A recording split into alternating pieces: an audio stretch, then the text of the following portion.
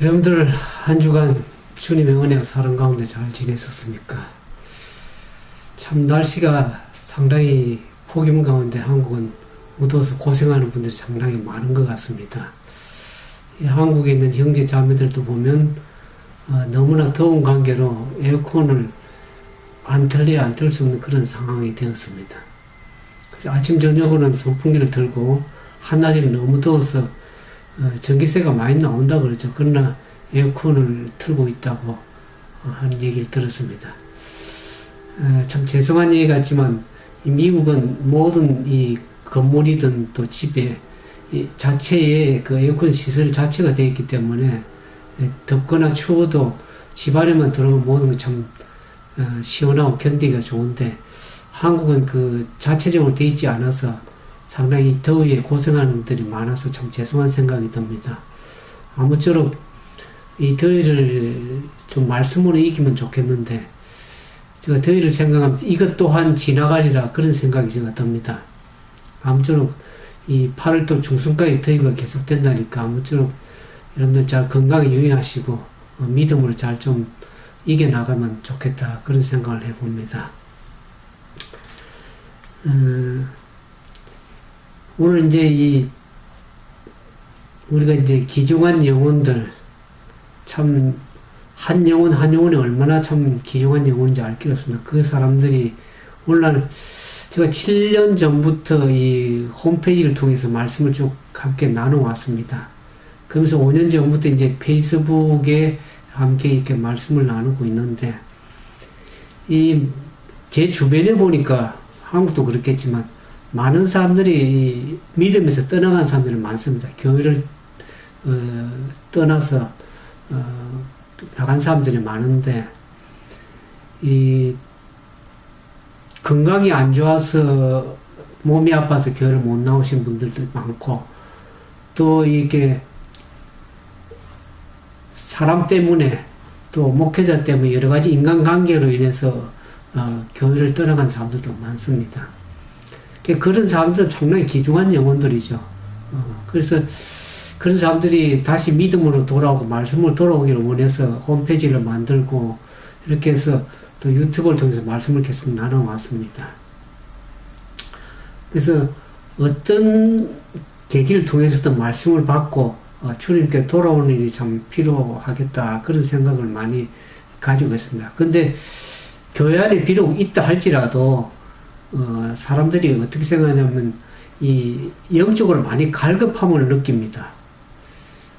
뭔가 채워지지 않은 말씀을 듣긴 듣는데 뭔가 마음이 이렇게 채워지지 않는 사람들을 많이 봅니다. 그렇게 이 갈급함, 영적으로 갈급함을 느끼는 사람들이 많은 것 같습니다.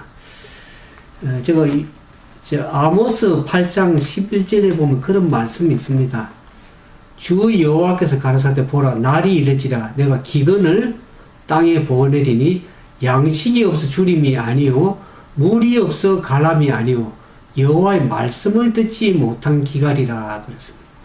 사람이 이 바다에서 저 바다까지 북에서 동까지 비틀거리며 여호와의 말씀을 구하려고 달려 왕래하되 얻지 못하리니 그랬습니다.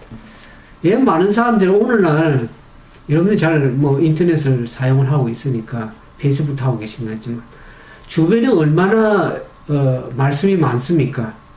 유튜브를 보든 인터넷을 통해서 인터넷이 지금 발달되기 때문에 얼마나 많은 말씀들이 널려 있음에도 불구하고 왜 사람들이 그 마음의 이 갈급함 그걸 채우지 못하고 말씀의 기갈을 느끼고 있는 시대가 될까 하는 생각을 해봅니다. 그 원인이 있습니다. 오늘날 많은 사람들이 이제 좋은 말씀을 다 하죠. 목사님들이나 그걸 통해서 참 유익된 말씀, 은혜로운 말씀 많이 하고 있지만 시대에 맞는 말씀이 참 필요하다는 것을 제가 느끼고 있습니다.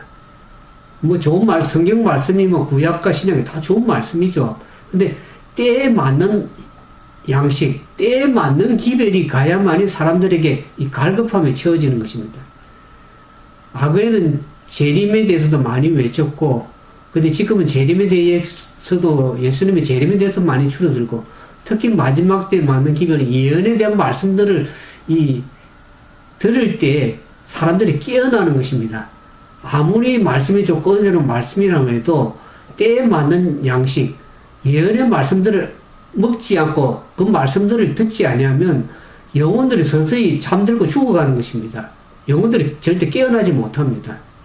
그래서 저는 몇 달 전부터 계속 예언에 대해서 다니엘서, 요한계시록도 창세기도 계시록과 필요해서 예언적인 말씀들을 많이 공급을 했습니다.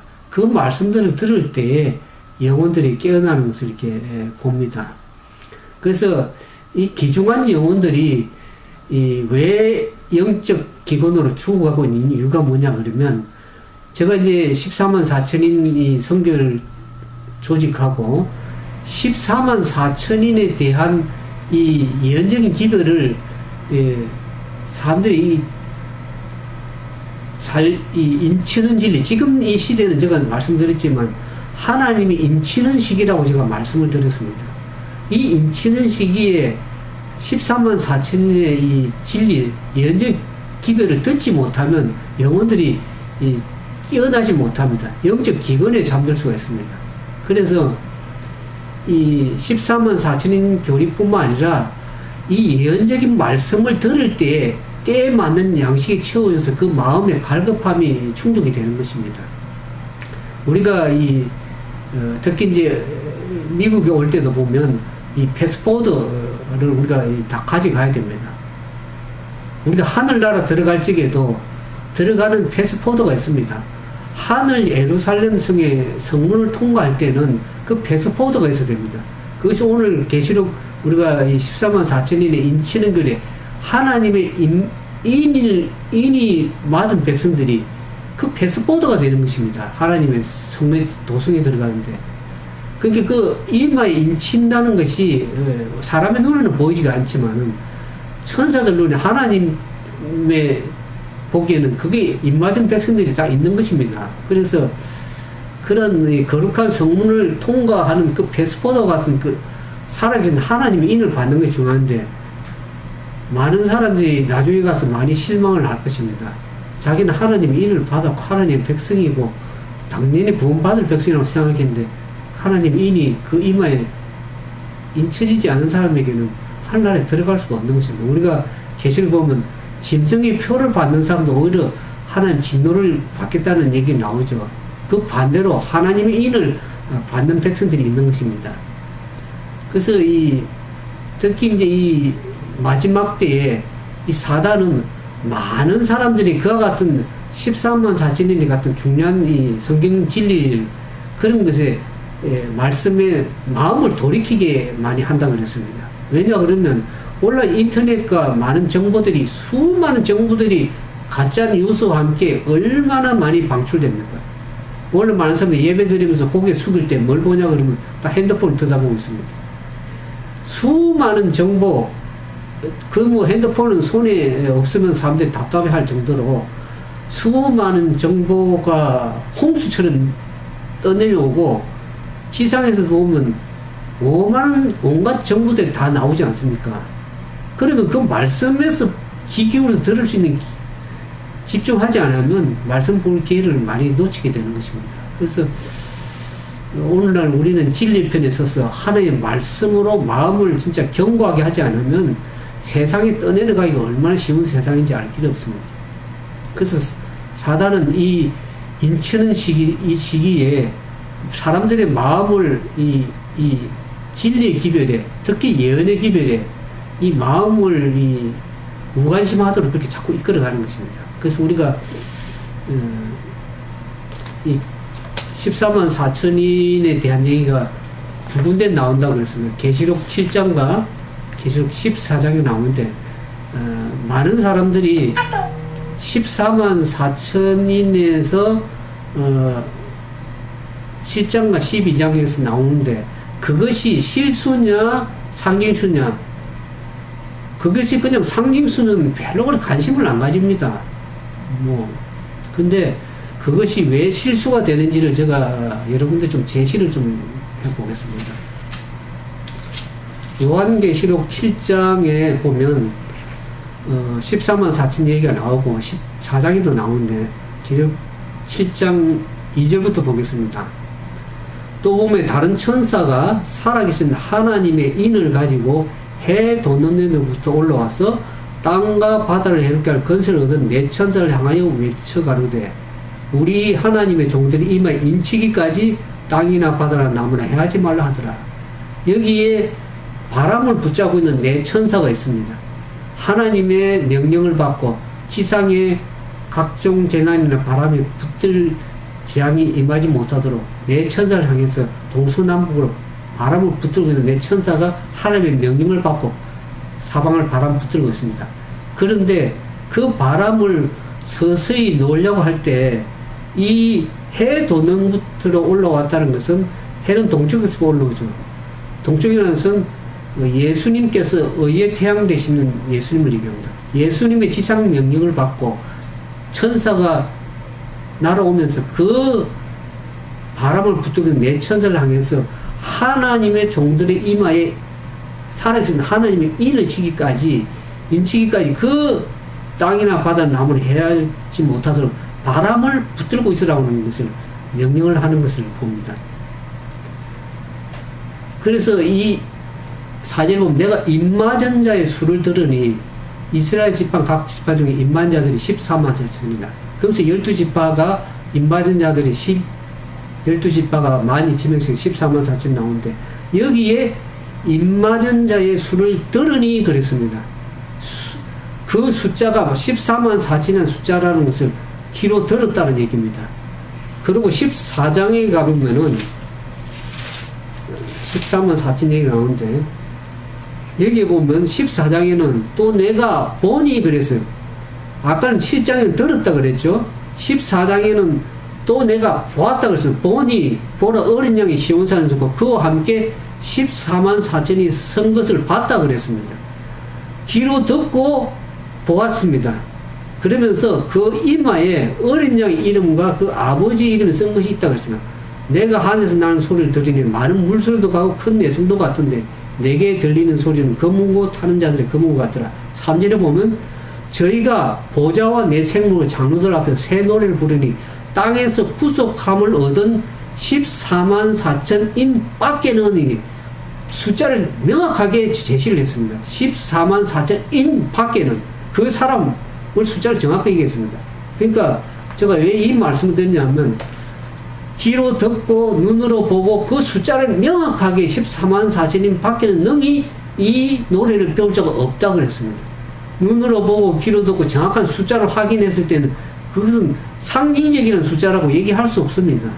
많은 사람들은 이 성경 말씀 제대로 이해를 못하고 있기 때문에 그 말씀이 그냥 상징적인 수다, 뭐 허다 무리처럼 많은 숫자다 이렇게 생각하면은 14만 4천의 중요성이 하나도 느껴지지 않고 다 그 상징적인 수인데 그렇게 생각하면 큰 오산이라는 것을 알게 됩니다. 이것은 분명한 숫자를 제시를 하고 있는 것입니다.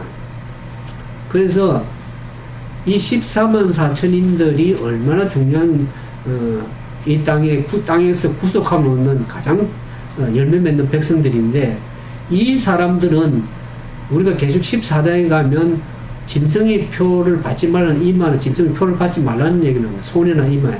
근데 이 14만 4천인들은 아까 새 노래를 부를 자들은 15장에 가면 15장 이제 내가 보니 불이 섞인 유리바다 같은 것이 있고 짐승과 그 우상과 그 이름의 수를 이기고 벗어난 자들이 유리바닷가에서 하나님의 검문을 가지고 하나님의 종 모세 노래 어린 양의 노래를 불러 가로되 그렇습니다. 이와 같은 경험의 노래를 어린 양의 노래 모세 노래를 부를 수 있는 이 사람들은 14만 4천대입니다.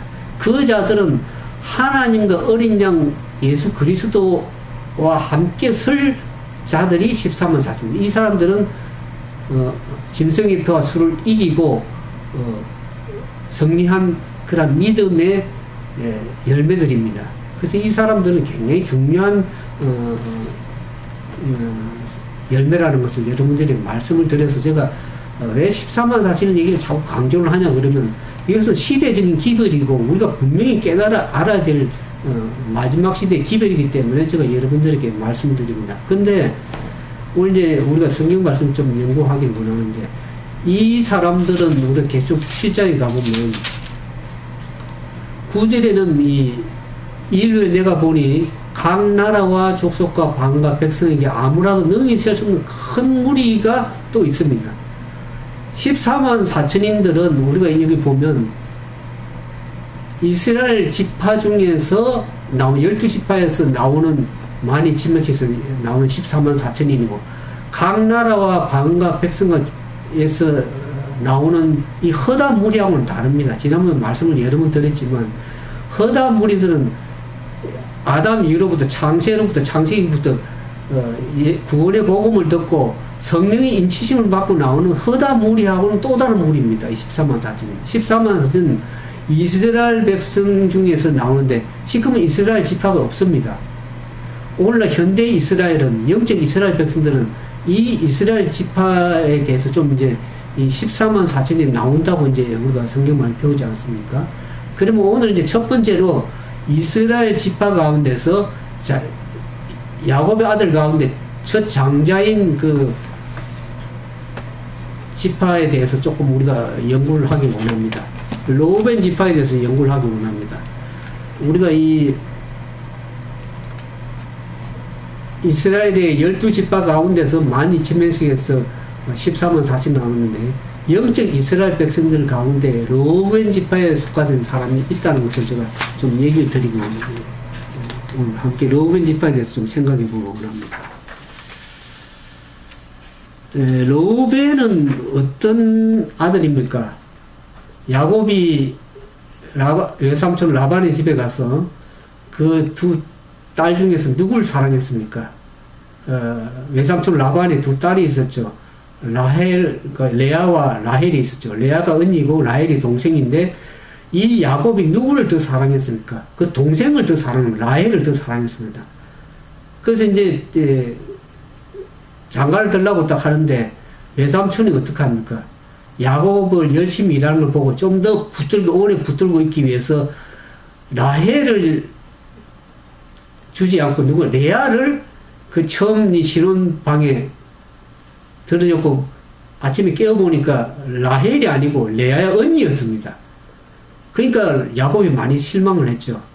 그래서 오히려 레아를 좋아하지 않았습니다. 왜냐하면 그 삼촌이 속임에도 같이 동조해가지고 같이 속이는 일을 동조했다고 생각해서 레아를 별로 사랑을 하지 않았습니다. 오히려 라헬을 더 사랑해서 7년간 더 열심히 또 삼촌 집에서 봉사를 했죠. 외삼촌 라반 집에서. 그래서 레아도 얻게 됐는데, 외삼촌이 그러죠. 레아를 버리지 말라고 그렇게 얘기를 합니다. 그래서 그 레아에서 낳은 첫 번째 아들이 로벤 장자입니다. 야곱의 첫 장자죠. 그 장자지만은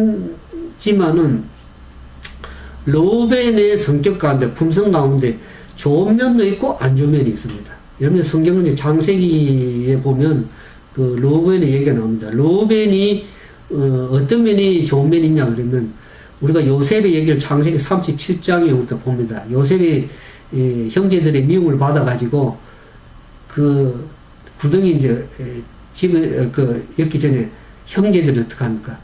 요셉을 시기하고 미워해가지고 요셉을 죽이려고 했습니다. 그때 로벤 장자가 어떻게 합니까? 동생을 피 흘려서 죽게 하지 말고 오히려 그냥 구덩이에 빠뜨려서 그냥 우리가 피 흘림을 면하자. 그래서 요셉을 살려서 아버지께로 돌이키고자 하고 그렇게 로벤이 생각을 했습니다. 그래서 그 형제들을 다 설득해가지고 구덩이에 빠뜨렸는데, 자기는 잠시 형제들 있는 사이에 잠깐 피했습니다. 왜냐하면 자기가 한 것이 드러나고 또 자기가 한 의도가 발각이 될까 싶어서 그 자리를 피했는데, 자기가 없는 사이에 형제들 어떻게 합니까? 그 구덩이에 빠진 요셉을 어떻게 합니까? 상인들에게, 이스마엘 상인들에게, 애굽을 간 상인들이 갖다 팔아버렸습니다. 그러고 나중에 로벤이 와서 보니까 요셉이 어떻게 합니까? 없어졌잖아요. 그러니까 이 로벤이 얼마나 이 마음의 놀라움과 자책으로 감당할 길이 실망하고 감당할 길이 없었습니다. 그래서 그 요셉을 살려내는데 이 공을 들인 그런 좋은 면이 있는 반면에 불구하고도 요셉은 야곱이 각 12아들에게 축복하고 영적으로 축복하고 할 때 어떤 얘기를 합니까? 창세기 49장 4절에 보면 이 르우벤에서 이렇게 합니다. 성격이 얼마나 급했는지를 얘기하면 물의 끓음과 같은 점 너는 탁월치 못하니 내가 아비의 침상에 올라 더럽혔습니다. 그가 내 침상을 올라떴다. 르우벤은 어떻게 합니까? 장자지만은 성격이 굉장히 좀 급한 것 같습니다. 그래서 그가 이 범죄자, 아비의 그 빌하, 종을 더럽혀가지고 결국에 그 장자의 명분을 턱걸이 잃어버리게 됐습니다. 성격이 급하고 자기 정욕을 이기지 못해서 실수하게 되죠. 그래서 결국에는 장자지만은 장자의 특권과 명예를 잃어버리는 실패하는 경험을 르우벤이 했습니다.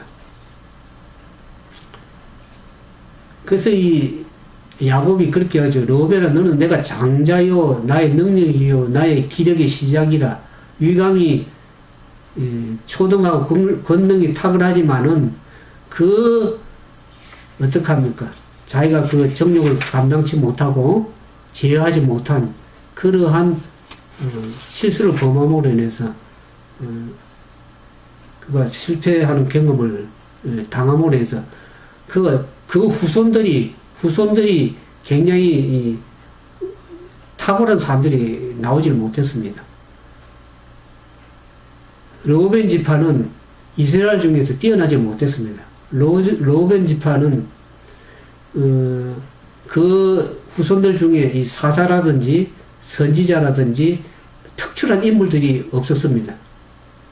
그래서 오히려 그 후손들 중에 보면 우리가 모세 아론을 시기해서 반란을 일으킨 고라와 다담과 아비람 이 사람들은 르우벤의 자손이 있습니다. 오히려 하나님을 반역하는 그런 무리들도 있었습니다. 그래서 그렇지만은 하나님께서는 사랑과 자비가 많으셔서 이와 같이 물에 끓은 것 같고 안정되지 못하고 이런 사람들에게도 소망의 기별을 주셨습니다. 우리가 이사야 35장 3절 4절에 보면 너희는 약한 손을 강하게 하여 주며 떨리는 무릎을 굳게 하여 주며 겁내는 자에게 이르기를 너는 구속이 하라 두려워하지 말라고 그들에게 얘기를 하라고 그랬습니다. 그러면서 히브리서 12장 12절에 보면 그러므로 피곤한 손과 연약한 무릎을 이렇게 세우고 너희 발을 위하여 고든 길을 만들어 저는 다리로 하여금 어그러지지 않고 호침을 받게 하도록 우리가 하나님의 믿음을 가진 백성들로서 주변에 이와 같은 르우벤과 같은 성격을 가진 사람, 연약한 사람들을 향해서 그들에게 힘을 실어주고 용기를 주고 연약한 그들을 이렇게 세우는 그와 같은 일을 우리가 해야 되리라고 그렇게 성경은 얘기를 하고 있습니다. 그래서 이 르우벤과 같은 물같이 끓는 성격, 또 연약한 정신을 가졌으면서도 불구하고 하나님께서는 이 르우벤 자손을 14만 4천인에 설 수 있는 그러한 은혜를 베풀어 주셨습니다. 우리가 출애굽을 대제사장의 그 가슴에 흉패에 보면 12지파를 상징하는 보석들이 있습니다. 거기에 르우벤 지파가 소속된 보석은 출애굽기 28장 18절은 성류석이라 그럽니다. 이 보석 12개가 대제사장이 12지파의 그 상징하는 보석을 이렇게 흉패를 붙이고 있는데 거기에 이 르우벤 지파에는 성류석인데 성류석은 그 보석의 일종으로서 이 루비, 홍옥, 에메랄드 등으로 불려집니다. 근데 그 특징은 그 빛이 붉고 투명한 핏빛 같은 그런 강렬한 빛을 발산한다고 합니다. 성류석. 근데 이 르우벤이라는 이름이 처음 났을 때 이름의 의미가 뭐냐? 보라 아들이로다. 레아가 처음 아들을 낳고 그 아들의 큰 기대를 걸었죠. 근데 그 기대 그만큼 기대에 미치지 못했습니다. 오히려 급한 성미고 정욕을 제어하지 못함으로 인해서 생에 쓰라진 실패를 많이 경험한 사람이 르우벤입니다. 그 후에 후손들이 그한 영향을 받았지만은 그렇지만은 르우벤에게도 하나님께서 은혜를 베푸셔가지고 이 성윤석과 같은 빛빛 같은 붉은 빛은 뭘 의미하냐 그러면 그리스도의 보혈에 자신의 죄를 씻어서 희게 하는, 변화시키는, 그래서 그 죄를 이기도록 승리할 수 있도록 할 수 있도록 그렇게 은혜를 베풀어 주셨습니다. 물론 우리 믿음에 가진 사람들 가운데 이 르우벤 자손과 같은 성격을 가진 사람들이 있을 것입니다. 성격이 급하고 또 정력을 제어하기도 힘든 그러한 믿음을 가진 우리 성도님들이 있을 겁니다.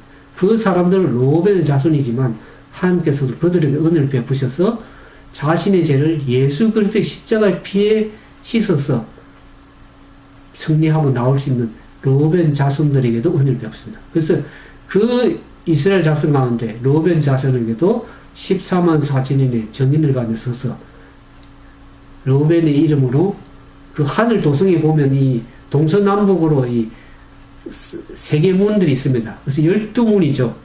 12진주문이 있는데 각 지파별로 그 문 들어가는 문이 있는데 그때 이 12지파 가운데 르우벤 자손이 12,000명도 예루살렘 도성에 들어갈 수 있는 그 14만 4천인에 들어갈 수 있는 특권 은혜를 베풀어 주면서 우리가 감사할 수밖에 없습니다.